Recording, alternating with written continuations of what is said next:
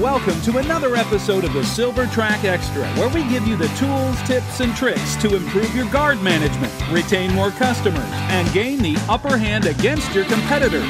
Here are your hosts, Chris Anderson and Johnny Page.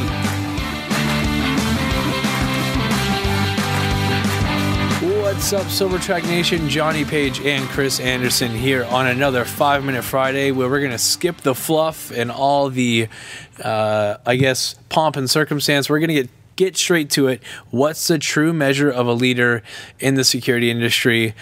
Chris, I think I'll let you kick this one off. What if you had to boil this down to when you're looking for leadership in the industry? What's the true sign of a leader in the industry?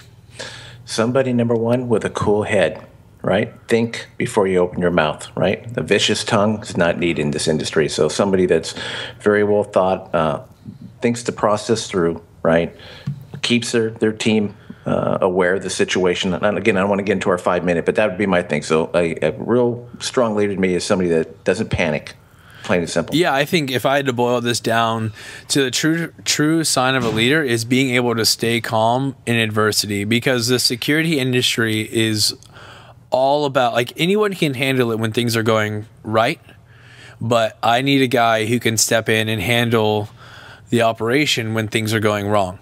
Right, like it's easy when everything goes as planned, but stuff happens. Right, this is the industry. Guards don't show up. Like, there's just enough that happens with our own personnel, let alone like what actually happens with the risk and liability issues that face our customers. And so we need someone who can stay calm in the midst of the storm, who will, like you said, keep a very cool head, who can understand that people around them are watching how they react. There's going to be a trickle-down effect. As an operations manager or a supervisor, if you lose your cool, it's, all hell's going to break loose in the operation, right? It's going to be a trickle-down effect from there. So I need someone who's really going to stay calm when things go wrong. Yep. And if you lose your cool, you lose respect. And then if you don't lose respect, then you create fear. And if you create fear, your team see that, then they're afraid to offer, right, anything or any suggestions. How do you get everybody in a boardroom after you're yelling, screaming, and bullying them to death to say, tell me why this happened? How are we going to resolve this? How are we going to get this done? Who's going to want to step up? A lot of them aren't even forward thinkers in those kind of conditions. So you have to be transparent. You have to be open to where, people want to help you. And if they want to help you, that's the only way to get the best answers to solve it, Yeah, I agree. And so I would say just a couple of notes in terms of what it really looks like to stay calm in the midst of adversity is, you mentioned one already, Chris, is making sure you keep a cool head, watching what you say, understanding that both actions speak louder than words, but then the words that you say have a major influence and will be things that you may say in the heat of the moment, people will remember, especially if you treat a customer poorly, or if you same thing with an officer. Those things will be remembered, and so making sure that you're watching what you say. I think a fantastic policy is being brutally transparent.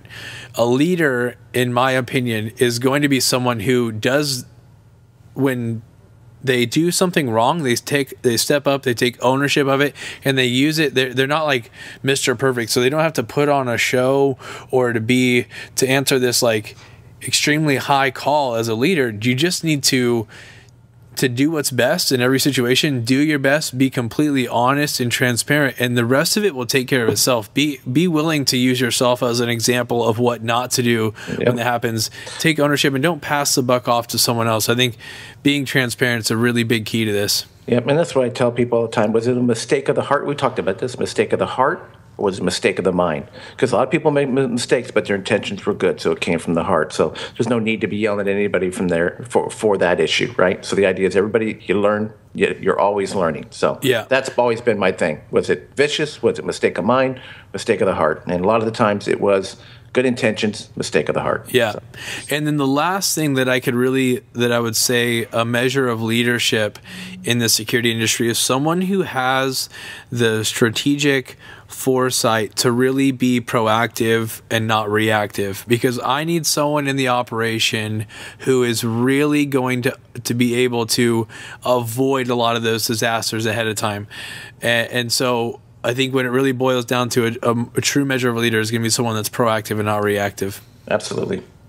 Well, guys, this was another 5 Minute Fridays, or 5 Minute Friday, episode number 86, and all the show notes are available at silvertracksoftware.com/86. As always, Chris and I here wishing you an awesome weekend. Stay safe, and we'll see you on episode number 87.